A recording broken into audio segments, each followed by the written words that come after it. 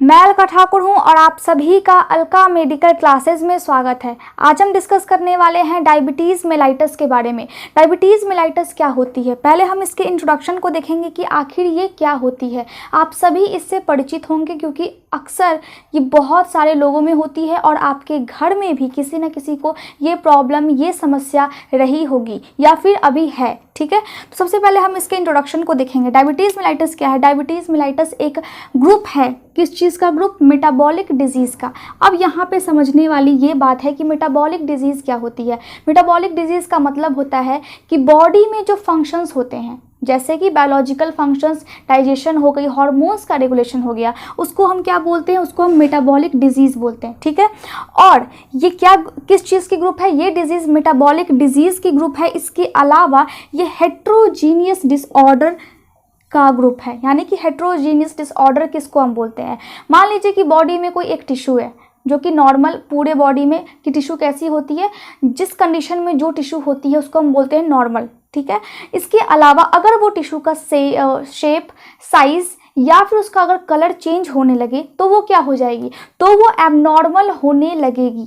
तो हम उसको क्या बोलते हैं? तो हम उसको बोलते हैं हेट्रोजीनियस डिसऑर्डर। मतलब वो नॉर्मल से अलग दिखती जा रही है, उसका शेप, साइज। जैसे कि अगर लीवर में अगर इन्फ्लामेशन हो जाती है तो उसको हम क्या बोलते हैं? उसको हम मेडिकल टर्म में बोलते हैं हेपेटाइटिस। मतलब आइटिस लगा है, मतलब इन्फ्लामेशन हो गई है। ठीक है, किसी भी वर्ड के अगर लास्ट में आइटिस लगा है तो लीवर में अगर इन्फ्लामेशन होगी तो हेपेटाइटिस। ये देखिए लास्ट में आइटिस लगा है, इसका मतलब होता है इन्फ्लामेशन, मतलब लीवर में सूजन हो गई है। तो लीवर में जब सूजन होगी तो लीवर का शेप अलग हो जाएगा, उसका हो सकता है कि उसके टिश्यू का कलर अलग हो जाए, उसका साइज भी अलग हो जाएगा। तो उसको हम क्या बोलेंगे? Heterogeneous disorder.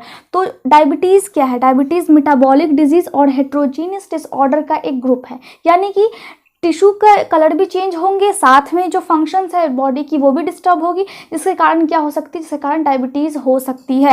या फिर डायबिटीज़ जब रहती है तो बॉडी में ये सभी कंडीशंस, ये सभी फंक्शंस डिस्टर्ब होने लगते हैं। ठीक है, इसमें क्या रहती है? इसमें ब्लड की जो शुगर है, शुगर किसको बोलते हैं? ब्लड की, ग्लूकोज को। ब्लड की जो शुगर है वो क्या होती है? वो हाई हो जाती है। अब हाई क्यों होती है? क्योंकि इंसुलिन कहाँ से निकलता है? इंसुलिन पैनक्रियाज से निकलता है। पैनक्रिया में आइसलेट ऑफ लैंगरहैंस होते हैं। क्या होते हैं? Islet of Langerhans. अब आइसलेट ऑफ लैंगरहैंस में एक सेल पाया जाता है जिसका नाम है बीटा सेल। इसी बीटा सेल से इंसुलिन का सिक्रीशंस होता है, इंसुलिन का प्रोडक्शन होता है। तो ये बीटा सेल्स क्या करती है? ये बीटा सेल्स में डिस्टर्बेंस होने के कारण या फिर ये बीटा सेल्स अगर डिस्ट्रॉय हो जाती है तो इंसुलिन की मात्रा कम निकलती है या फिर ना के बराबर निकलती है। उस कंडीशन में क्या होता है? उस कंडीशन में ब्लड में मौजूद ग्लूकोज का लेवल हाई हो जाता है, जिसके कारण क्या हो सकती है? डायबिटीज़ मेलाइटस हो जाती है। अब नॉर्मल ग्लूकोज का लेवल ब्लड में कितना होता है? मैंने क्या लिखा है? 140 mg/dl। डीएल का मतलब होता है डेसीलीटर। तो 140 mg/dl से कम होनी चाहिए। कब? जब आप खाना खाने के बाद जब आप शुगर का चेक करते हैं, शुगर लेवल जब आप चेक करते हैं तब इतनी होनी चाहिए। लेकिन अगर आप खाना नहीं खाते यानी कि फास्टिंग में रहते हैं, उस कंडीशन में 99 mg/dl से शुगर की जो लेवल है, ग्लूकोज की जो लेवल है वो कम होनी चाहिए। अब हम बात कर लेते हैं, थोड़ा सा इसके पीछे जाते हैं। ठीक है, कि डायबिटीज़ का नाम आखिर किसने रखा है, क्यों रखा है? जो वर्ड डायबिटीज़ है वो सबसे पहले ग्रीक फिजिशियन जिनका नाम था एरेटियस, 2nd सेंचुरी में इन्होंने क्या रखा है? डायबिटीज़ का नाम रखा है इन्होंने। और डायबिटीज़ डिजीज़ इन्हीं के कारण, एक तरह से बोलिए कि इन्हीं के कारण सामने आया है। यही सारी दुनिया के सामने लेकर के आए कि डायबिटीज़ नाम की भी कोई डिजीज़ होती है। तो डायबिटीज़ का मीनिंग क्या है? जनरली डायबिटीज़ का मीनिंग होता है सिफॉन। सिफॉन किसको बोलते हैं? अगर एक कंटेनर में से कोई लिक्विड खाली होती है तो उस चीज़ को हम क्या बोलते हैं? सिफॉन बोलते हैं। ठीक है, तो मान लीजिए कि ये अगर ब्लैडर है और यहाँ से फिर यूरिन पास हो रही है। ठीक है, ब्लैडर से यूरिन पास कैसे होती है? यूरेथ्रा के थ्रू। एक पाइपलाइक स्ट्रक्चर है। तो ब्लैडर में क्या होता है? ब्लैडर में यूरिन होता है जो कि लिक्विड है, और वो जिसको ग्लूकोज की प्रॉब्लम है, जिसको ज़्यादा ग्लूकोज लेवल है बॉडी में, इसका मतलब जिसको डायबिटीज़ मेलाइटस है, वो बार बार यूरिन को पास करता है क्योंकि डायबिटीज़ में उसको ज़्यादा ज़रूरत महसूस होती है यूरिन पास करने की। तो उसको क्या बोलते हैं? तो उसको सिफॉन बोलते हैं। ठीक है, इसका मतलब कंटेनर से लिक्विड खाली हो रहा है, मतलब ब्लैडर से यूरिन बार बार निकलते रहता है, बार बार खाली होते रहता है। तो डायबिटीज़ का मतलब हो गया सिफोन, और मेलाइटस का मतलब है हनी। अब हनी क्यों है? हम जानते हैं कि यूरिन में ग्लूकोज की लेवल होती है, क्यों? क्योंकि डायबिटीज़ के कंडीशन में ग्लूकोज बॉडी से बाहर यूरिन में एक्सक्रीट होता है, तो क्या हो गई, वो हनी होती है। और हम जानते हैं कि अगर कोई डायबिटिक पेशेंट है और अपने यूरिन को यहाँ पे पास करता है, अगर वहाँ पे पानी से अगर वो वॉश ना करे तो वहाँ पे चींटी लग जाती है, वहाँ पे फ्लाइज आ जाती है, मक्खियाँ आ जाती है, तो हम क्या बोलते हैं कि वो स्वीट यूरिन होती है। कौन सी यूरिन? Sweet urine. तो इसी सब से रिलेट करके क्या नाम पड़ा है? इसी सब से रिलेट करके नाम पड़ा है डायबिटीज़ मेलाइटस। चलिए अब हम इसके डेफिनेशन को देख लेते हैं, आखिर इसका डेफिनेशन क्या होता है। तो डायबिटीज़ मेलाइटस एक क्लिनिकल डिसऑर्डर है, मतलब क्या कि बॉडी में होने वाला फिजियोलॉजिकल डिसऑर्डर है, क्लिनिकल डिसऑर्डर है, जिसमें ब्लड में प्रेजेंट शुगर लेवल्स यानी कि ग्लूकोज की लेवल्स बहुत ज़्यादा हाई हो जाती है। अब इसको मेडिकल टर्म में अगर एक वर्ड में बोलना हो तो क्या बोलेंगे? अगर ब्लड में ग्लूकोज की लेवल हाई है तो हम उसको क्या बोलते हैं? तो हम उसको बोलते हैं हाइपर ग्लाइसीमिया। क्या बोलते हैं? हाइपरग्लाइसीमिया। ठीक है, इस टर्म को आपको याद रखना है कि अगर ब्लड में ग्लूकोज का लेवल ज़्यादा है तो हम क्या बोलेंगे? तो हम बोलेंगे हाइपरग्लाइसीमिया। ठीक है, ये कब होती है? इसमें क्या होता है? जब ग्लूकोज की लेवल जब ज़्यादा हो जाती है तो क्या प्रॉब्लम होती है बॉडी में जिससे वो ज़्यादा हो जाती है? तो मैंने आपको बताया है कि पैनक्रिया में पाया जाता है आइसलेट ऑफ लैंगरहैंस। जो आइसलेट ऑफ लैंगरहैंस है उसमें एक बीटा सेल्स होती है और वो बीटा सेल इंसुलिन का प्रोडक्शन करती है जो ब्लड में मौजूद ग्लूकोज के लेवल को मेंटेन करके रखता है। तो क्या होती है? एब्सेंस और इनसफिशिएंट प्रोडक्शन ऑफ इंसुलिन। या तो इंसुलिन वो बीटा सेल कम प्रोड्यूस करेगी, उसका सिक्रीशंस कम करेगी ब्लड में, या फिर हो सकता है कि वो बहुत कम करने के बाद वो पूरी तरह से ख़त्म ही हो जाए। इसका मतलब है कि वो काम करना ही बंद कर दे, वो इंसुलिन का प्रोडक्शन ही बंद कर दे, तो ब्लड में मौजूद जो ग्लूकोज की लेवल है वो बहुत ज़्यादा हाई हो जाएगी। ठीक है, ये जो कंडीशन होती है, जो डायबिटीज़ मेलाइटस की कंडीशन है, ये क्रॉनिक कंडीशन होती है, मतलब लंबे समय तक रहने वाली ये कंडीशन है जो कि लाइफ टाइम रहती है, लेकिन इसको कंट्रोल हम कर सकते हैं। अगर आप मीठा नहीं खाएंगे, अगर आप नॉर्मल डाइट अगर आप लेंगे जिसमें ज़्यादा फैट ना हो, जिसमें ज़्यादा शुगर ना हो, तो आप कंट्रोल करके रख सकते हैं। अब नॉर्मली हम देख लेते हैं इंसुलिन के मेटाबॉलिज्म को, कि इंसुलिन आखिर हमारे बॉडी में कैसे मेटाबॉलिज्म करती है, कैसे इसका काम होता है। क्योंकि हम जानते हैं कि पैनक्रिया इंसुलिन को सिक्रीट करती है, इंसुलिन का सिक्रीशंस बीटा सेल से होता है, तो क्या होता है, ये ब्लड के ग्लूकोज को टाइटली कंट्रोल करती है। अगर एक हेल्दी पैनक्रिया है तो वो टाइटली कंट्रोल करके रखेगी ब्लड में मौजूद जो ग्लूकोज की लेवल है उसको, और डेली एक अडल्ट में 40 से लेकर के 50 यूनिट्स जो इंसुलिन होती है वो सिक्रीट होती है ब्लड में डेली। ठीक है, 40 से 50 यूनिट्स इंसुलिन सिक्रीट होती है डेली। बट अगर ये इंसुलिन सिक्रीट होती है तो मान लीजिए कि ग्लूकोज हमारे बॉडी के लिए क्यों इंपॉर्टेंट है? ग्लूकोज हमारे बॉडी के लिए इसलिए इंपॉर्टेंट है क्योंकि हमारे बॉडी को उससे एनर्जी मिलती है, और हम जो अपना डेली लाइफ है, डेली लाइफ में जो भी हम काम करते हैं वो हम उसी ग्लूकोज के कारण कर पाते हैं क्योंकि हम एनर्जेटिक रहते हैं। तो अगर ये पैनक्रियास से अगर इंसुलिन सिक्रीट हो चुकी है तो क्या होगा? तो ब्लड में जो ग्लूकोज का लेवल है वो कम रहेगा। क्यों? क्योंकि इंसुलिन अभी सिक्रीट हो रही है। उसके बाद अदर हार्मोन्स है, कौन कौन से हार्मोन्स हो गए?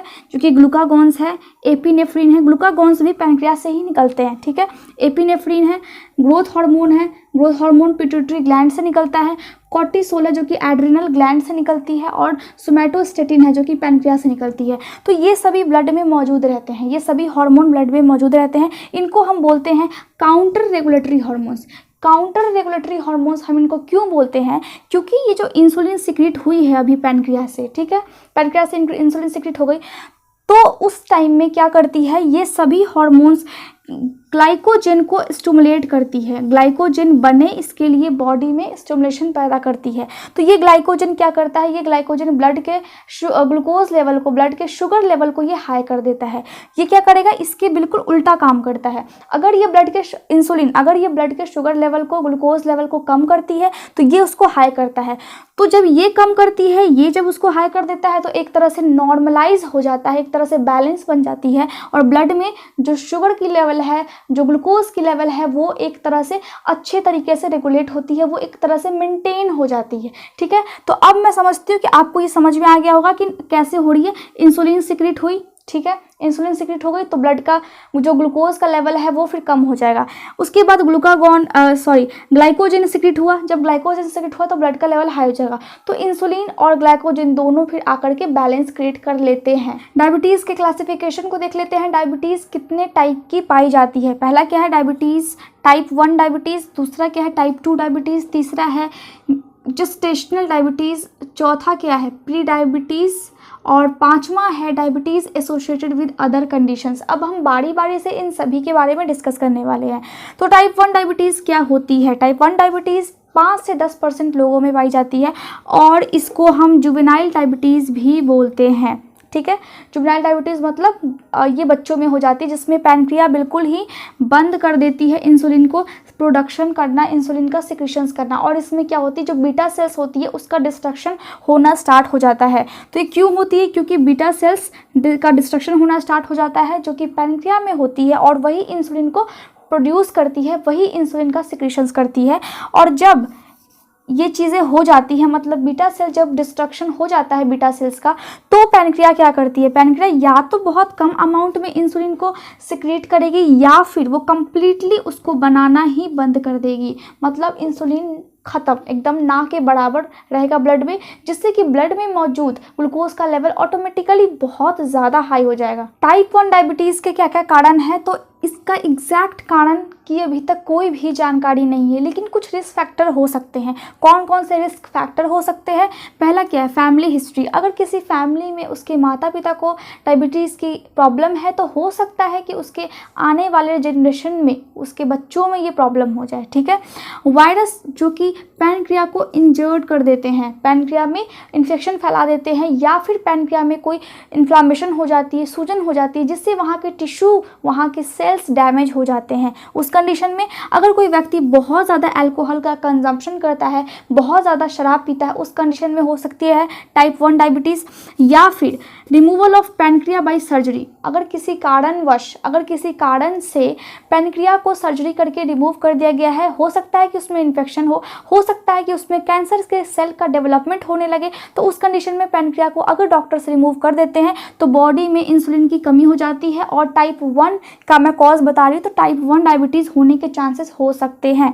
ठीक है, इसके अलावा ऑटो इम्यून रिएक्शन, ये एक ऐसी रिएक्शन होती है ये जिसमें इम्यून सिस्टम अपने ही सेल्स पे, यानी कि हमारा अपना ही बॉडी, हमारा अपना ही इम्यून सिस्टम ये भूल जाता है कि हमारा जो अपना सेल है वो कौन सा है और बाहर वाला सेल कौन सा है। तो वो अपने ही सेल्स को बाहर वाला कोई इन्फेक्शन समझ के, कोई पैथोजन समझ के, पैथोजन क्या होते हैं जो कि बाहर से आकर के हमारे में एलर्जी पैदा करते हैं, तो वो भूल जाता है, यानी कि हमारा इम्यून सिस्टम कंफ्यूज हो जाता है और अपने ही सेल्स को अटैक करने लगता है। ठीक है, तो हो सकता है कि ऑटो इम्यून रिएक्शंस हो जिसके कारण पैनक्रिया के सेल्स पे अपना ही इम्यून सेल्स क्या कर रहा है? अटैक कर रहा है। ठीक है, और कुछ एंटीबॉडीज़ पाई जाती है उस बच्चे में, यानी कि उस व्यक्ति में जिस जुवेनाइल डायबिटीज़ बोलते हैं इसको, तो उस बच्चे में ये कुछ एंटीबॉडीज़ पाई जाती है जिसके कारण इंसुलिन का प्रोडक्शन नहीं हो पाता है। मतलब कि अगर ये एंटीबॉडीज़ आपके ब्लड में रहेगी तो इंसुलिन क्या होगी? इंसुलिन का प्रोडक्शन ही नहीं होगा। अब वो एंटीबॉडीज़ कौन कौन सी है? Anti islet cell antibodies. अब ये क्या करेगी? आइसलेट सेल से क्या निकलती है? आइसलेट सेल के बीटा सेल से इंसुलिन निकलती है, तो ये एंटीबॉडी क्या करेगी? आइसलेट सेल को अपना काम ही नहीं करने देगी। जब वो अपना काम नहीं करेगा तो उसमें मौजूद फिर बीटा सेल इंसुलिन कैसे निकालेगा? तो ठीक है, तो ये एंटीजन क्या करती है? ये एंटीबॉडीज़ उसमें बाधा उत्पन्न करती है, उसको नहीं बनाने देती है इंसुलिन को। किसको? बीटा सेल को। और बीटा सेल कहाँ पे होती है? आइसलेट ऑफ लैंगरहैंस में। ठीक है, उसके अलावा है एंटी इंसुलिन एंटीबॉडीज़, यानी कि एंटीबॉडीज़ वैसी होती है जो कि इंसुलिन अगर बन भी गई है तो उसको फिर क्या करती है? उसको फिर वो नॉर्मलाइज कर देती है या फिर उसके असर को ख़त्म कर देती है, उसको वर्क नहीं करने देती है। उसको क्या बोलते हैं? Anti insulin antibodies. इसके अलावा anti glutamic D carboxylase antibodies होती है जो कि इंसुलिन को एक्शन ही नहीं करने देती है बॉडी में। उस इंसुलिन का जो काम है ग्लूकोज के लेवल को मेंटेन करना, वो उसको करने नहीं देती है।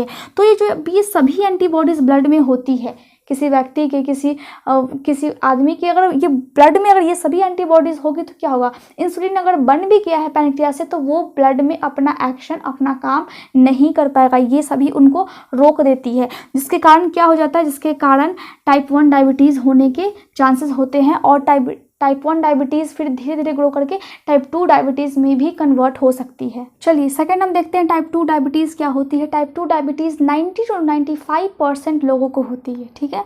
और इसमें क्या होता है, इसमें जो इंसुलिन है वो पैनक्रियाज में कम अमाउंट में बनते हैं, मतलब इनएडिक्वेट अमाउंट में बनते हैं। क्या चीज़ बनती है, इंसुलिन। और डायबिटीज़ 1 यानी कि टाइप 1 डायबिटीज़ में क्या थी, टाइप 1 डायबिटीज़ में इंसुलिन या तो कम बन रही थी या फिर पूरी तरह से स्टॉप हो जा रही थी बनना, लेकिन इसमें स्टॉप नहीं होगी, इसमें इंसुलिन की जो अमाउंट है वो बहुत ज़्यादा कम हो सकती है, लेकिन इंसुलिन बनेगी ज़रूर, ठीक है।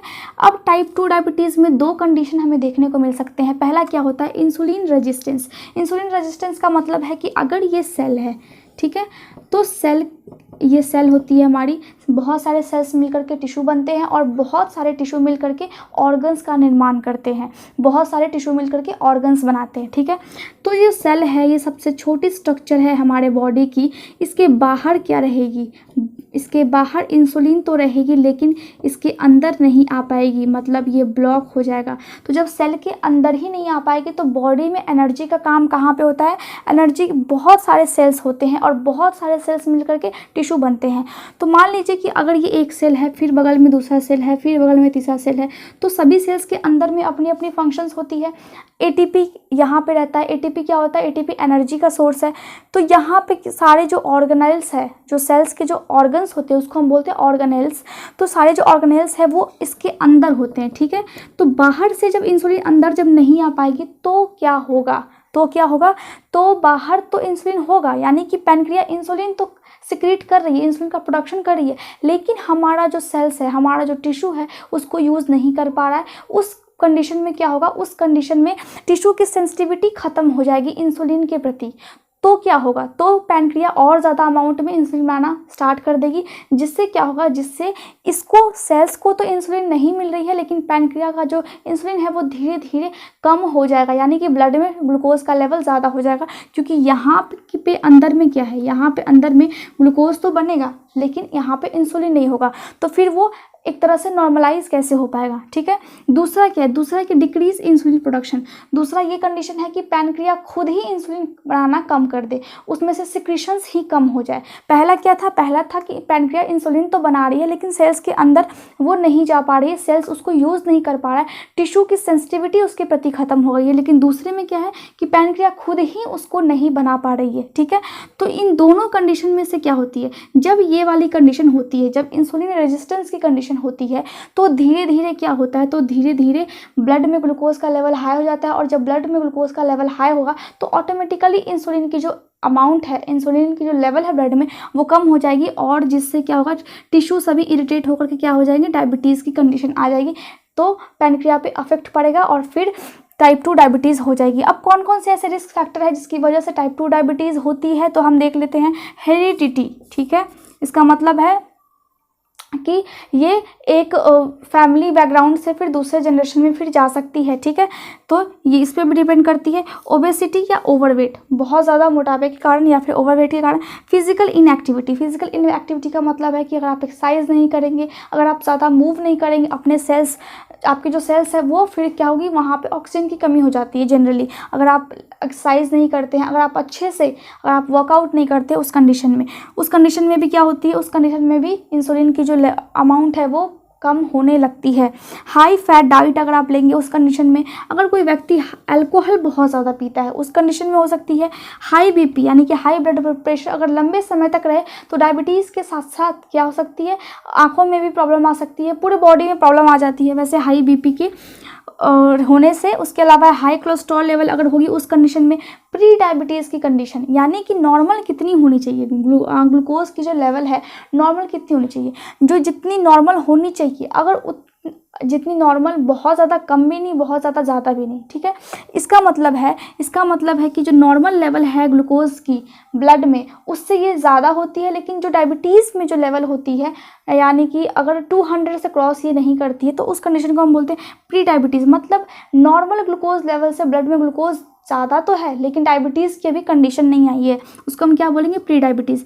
पॉलीसिस्टिक ओवरी सिंड्रोम, इसमें क्या होता है, फीमेल में ओवरी पाई जाती है, ठीक है। तो ओवरी के आसपास क्या होती है, सिस्ट बनना स्टार्ट हो जाते हैं। सिस्ट एक छोटी दाने टाइप की स्ट्रक्चर होती है जो कि बाद में जाकर के ट्यूमर्स में भी कन्वर्ट हो सकते हैं, और बाद में अगर इसका इलाज ना करवाया जा सके तो ये कैंसरस सेल में भी कन्वर्ट हो सकते हैं। तो अगर ओवरी से जो हार्मोन निकलती है वो कौन सी हार्मोन होती है, वो सेक्स हार्मोन होती है। तो अगर यहाँ से पे सिस्ट हो जाए, ओवरी में अगर सिस्ट हो जाए, उस कंडीशन में भी ये जो टाइप 2 डायबिटीज़ है इसकी चांसेस ज़्यादा हो सकते हैं। तीसरा है जेस्टेशनल डायबिटीज़। ये एक प्रेग्नेंट महिला को होती है। जब महिला प्रेग्नेंट होती है तो ये डायबिटीज़ उसको हो जाती है। उसके बाद जैसे ही बच्चे का जन्म होता है उसके बाद ये डायबिटीज़ ऑटोमेटिकली ख़त्म हो जाती है। अब इसमें क्या होती है, ड्यूरिंग प्रेगनेंसी के टाइम में ये होती है और ख़त्म कब होती है, चाइल्ड बर्थ के तुरंत बाद, ठीक है। इस कंडीशन में क्या होता है, इस कंडीशन में वो जो प्रेग्नेंट वुमेन है जिसको जेस्टेशनल डायबिटीज़ है, उसके बॉडी में इंसुलिन की अमाउंट तो होती है लेकिन उनका जो सेल्स है, उनका जो टिश्यू है वो उस इंसुलिन को यूज़ नहीं कर पाता है। अब वो क्यों यूज़ नहीं कर पाता है, ऐसा माना जाता है, मतलब एग्जैक्ट अभी तक कोई भी इसका कंक्लूज़न अभी तक कोई भी नहीं निकला है, लेकिन ये माना जाता है कि प्लेसेंटा के जो हार्मोन्स होते हैं उनके कारण जो मदर होती है उसके जो सेल्स होते हैं वो इंसुलिन को यूज़ नहीं कर पाते हैं, ठीक है। तो इस कंडीशन में क्या हो जाती है, इस कंडीशन में जेस्टेशनल डायबिटीज़ हो जाती है। इसके बाद चौथा है प्री डायबिटीज़ क्या होती है, प्री डायबिटीज़ वैसी डायबिटीज़ है जिसमें नॉर्मल लेवल से ज़्यादा होती है ग्लूकोज की लेवल, लेकिन बहुत ज़्यादा नहीं होती है। मतलब जितनी डायबिटीज़ में होनी चाहिए एक्सेस नहीं होती ग्लूकोज की लेवल, लेकिन नॉर्मल लेवल से ज़्यादा होती है, उसको हम बोलते हैं प्री डायबिटीज़, ठीक है। जिसमें फास्टिंग के टाइम भी ग्लूकोज की लेवल ज़्यादा होती है और ग्लूकोज की लेवल खाने के बाद भी ज़्यादा होती है, ठीक है। इसके बाद हम देख लेते हैं 5वां, diabetes associated with other condition. इसमें क्या है, इसमें अदर डिजीज़ के वजह से, यानी कि बॉडी में कोई अदर डिजीज़ हो गई है, मान लीजिए कि पैनक्रिया में इन्फ्लामेशन हो गया हो, सूजन हो गया हो, या फिर पैनक्रिया के जो सेल्स है उसमें ट्यूमर्स की डेवलपमेंट हो रही हो, मतलब धीरे धीरे वो कैंसरस सेल में अगर कन्वर्ट होने लगती है, उस कंडीशन में क्या होगी। या फिर अगर हाई बीपी है उस कंडीशन में भी डायबिटीज़ हो जाती है क्योंकि वो पैनक्रिया पे असर पड़ता है, ठीक है। तो क्या हो जाती है, तो किसी और डिजीज़ की वजह से पैनक्रिया के जो इंसुलिन है वो सही से प्रोड्यूस नहीं हो पा रही है, उसको हम क्या बोलते हैं, उसको हम बोलते हैं diabetes associated with other condition, या फिर हम इसको सेकेंडरी डायबिटीज़ भी बोल सकते हैं। चलिए अब हम इसके क्लिनिकल मैनिफेस्टेशन को देख लेते हैं। क्लिनिकल मैनिफेस्टेशन को हम क्या बोलते हैं, क्लिनिकल मैनिफेस्टेशन को हम साइन और सिम्टम्स भी बोलते हैं। तो क्या क्या होती है, एक्सेसिव यूरिनेशन, जिसको शुगर की बीमारी है, जिसके ब्लड का ग्लूकोज का लेवल बहुत ज़्यादा हाई हो जाता है, उसमें यूरिनेशन की प्रॉब्लम होती है। एक्सेसिव यूरिनेशन मतलब वो बार बार यूरिन पास करने की ज़रूरत को महसूस करता है, उसको हम क्या बोलते हैं मेडिकल टर्म में, एक्सेसिव यूरिनेशन को पॉलीयूरिया बोलते हैं। इसमें क्या होता है, यूरिन डाइल्यूट होती है और यूरिन का जो कलर है वो पेल होता है, मतलब हल्का पीला होता है। इसके अलावा शुगर का जो लेवल है वो तो हाई रहता ही है, और यूरिन में ग्लूकोज का लॉस होता है, मतलब यूरिन में ग्लूकोज भी रहता है, ग्लूकोज की जो अमाउंट है वो यूरिन में ज़्यादा होती है।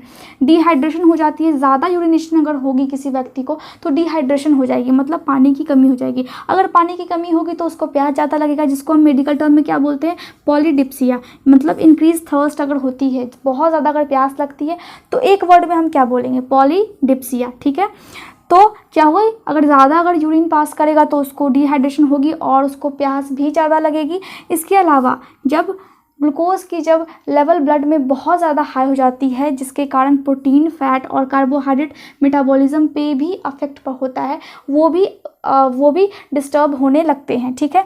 वेट लॉस हो जाती है डायबिटिक पेशेंट की। इसके अलावा क्या होती है, उनको भूख ज़्यादा लगती है। अब भूख ज़्यादा लगती है उसको एक वर्ड में हम क्या बोलेंगे, उसको हम बोलेंगे पॉलीफेजिया। अगर किसी को भूख ज़्यादा लगती है तो हम मेडिकल टर्म में क्या बोलेंगे, पॉलीफेजिया की कंडीशन है, ठीक है। इस तरह हम बोल सकते हैं कि पॉलीफेजिया उस व्यक्ति में हो गई है, यानी कि ज़्यादा एपेटाइट, ज़्यादा उसको भूख लग रही है और मेनली उसको वैसी चीज़ें खाने का मन करेगा जो कि मीठा हो, यानी कि अगर जो चीज़ें शुगर की बनी हो वो चीज़ें उनको खाने का ज़्यादा क्रेविंग उसको बहुत ज़्यादा होगी इस चीज़ की, किस में, जब डायबिटीज़ होगी उस कंडीशन में। इसके अलावा उसकी बॉडी में वीकनेस महसूस होगा, वो पेशेंट कंफ्यूज रहेगा हमेशा, मतलब कंफ्यूजन की समस्या बहुत ज़्यादा होगी और कोमा में भी जा सकता है। किस कंडीशन में, जब ब्लड में ग्लूकोज का लेवल ज़्यादा हो उस कंडीशन में। इसके अलावा वो आसानी से थक जाएगा। डिजीनेस मतलब वो, उसको लगेगा कि वो जगा हुआ नहीं है, वो थोड़ी सी बेहोशी की हालत में रहेगा। लिथार्जी, उसको बहुत ज़्यादा कमज़ोरी महसूस होगी और वो इरिटेट रहेगा, मतलब जो मेंटल एबिलिटी है वो सही नहीं रहेगी। इसके अलावा है कि फैटिग, बहुत ज़्यादा उसको थकावट महसूस होगी और डायबिटीज़ होने के कारण उसकी जो ब्लैडर है, स्किन है और विजाइनल एरियाज़ है, यानी कि ब्लैडर हो गई, स्किन हो गई और ब्लैडर जो विजाइनल एरिया है वहाँ पे इन्फेक्शन के चांसेस बहुत ज़्यादा हो सकते हैं। इचिंग होगी उसको और लोअर और बैक में, यानी कि उसके बैक में, उसके पीठ में और उसके हिप पे दर्द होगा बहुत ज़्यादा और उसके हाथ और पैरों में भी दर्द होगा, ज़्यादातर उसको पैरों में दर्द होगा और उसका जो मसल्स है वो भी लॉस होने लगते हैं डायबिटीज़ पेशेंट के। और लास्टली जो ब्लड विजन हो जाएगा, यानी कि डायबिटिक पेशेंट का जो आंखों की रोशनी है वो भी धीरे धीरे जाना स्टार्ट हो जाती है। तो मैंने आपको आज बता दिया कि डायबिटीज़ क्या होती है, इसके क्लासिफिकेशन क्या होते हैं। क्योंकि वीडियो बहुत ज़्यादा लंबा बन जाएगा तो एक ही वीडियो में हम सारे चीज़ों को कवर नहीं करेंगे। अगले वीडियो में हम इसके डायग्नोस्टिक इवैल्यूएशन और इसके जो मेडिसिन होती है, जो ट्रीटमेंट होती है, ये हम अगले वीडियो में डिस्कस करेंगे। तो इस वीडियो को आप रख लीजिए कि पार्ट 1, ये पार्ट 1 में मैंने आपको बता दिया, क्या बताया, डायबिटीज़ के बारे में, डायबिटीज़ के क्लासिफिकेशंस, इसके सिम्टम्स के क्या क्या होते हैं। तो पार्ट 1 में मैंने बता दिया। पार्ट 2 में हम क्या पढ़ेंगे, पार्ट 2 में हम इसके डायग्नोस्टिक इवैल्यूएशन और जो न्यूट्रिशनल जो थेरेपी है वो कैसे देते हैं, या फिर हम एडवाइस कैसे देते हैं, या फिर इसके ट्रीटमेंट के लिए हम कौन कौन से मेडिसिन यूज़ करते हैं, इसको हम पार्ट 2 में पढ़ने वाले हैं। तो आज के लिए बस रहने देते हैं। Thank you so much for watching my video. अगर आपको अपडेट चाहिए तो आप हमारे टेलीग्राम चैनल को भी ज्वाइन कर सकते हैं। अगर आपको अच्छा लगा हो तो आप इसे लाइक, शेयर और सब्सक्राइब ज़रूर करें और कोई भी डाउट हो तो आप कमेंट्स करके पूछ सकते हैं। Thank you so much.